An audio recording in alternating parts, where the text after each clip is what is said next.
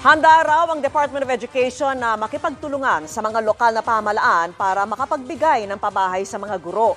Katulad na lang ng proyektong inilunsad sa Quezon City na dinaluhan ni Vice President at Education Secretary Sara Duterte. Yan po ang tinutukan ni Ian Cruz.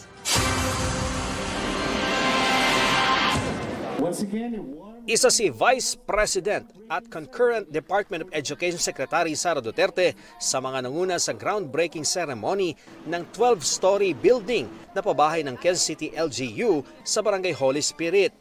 Ang proyektong ito inaasahang makakatulong sa nasa 144 na guro mula sa pampublikong paaralan. Sabi ni Vice President Sara Duterte, handa silang makipagtulungan sa mga LGU para sa mga proyektong pabahay sa mga guro. Bukod dito, may programang pabahay ang National Housing Authority para sa mga guro.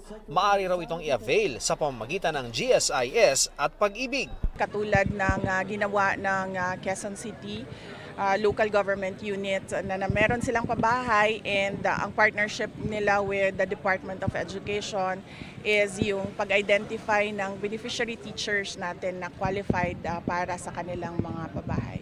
Nauna rito, pinangunahan din ni Duterte ang pagkilala ng Quezon City Police District sa mga aling pulis sa pagdiriwang ng National Women's Month. Sa kanyang talumpati, sinabi niya na wala sa kasarian ng tao kung magtatagumpay ba siya o hindi. Pinuri rin niya ang QCPD dahil sa bumabang kaso ng violence against women and their children at dumaraming babaeng pulis sa kanilang distrito.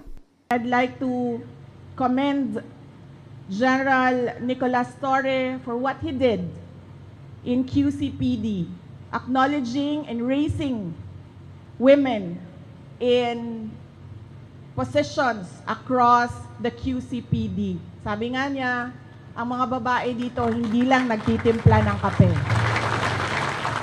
Sinubukan ding hinga ng komento ang Vice Presidente sa ginagawang investigasyon ng International Criminal Court sa drug war ng nagdaang administrasyon ng kanyang amang si dating Pangulong Rodrigo Duterte. Mayroon daw po kayong statement?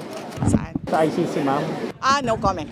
Thank you. Okay, Para sa GMA Integrated News, Ian Cruz, nakatutok 24 oras.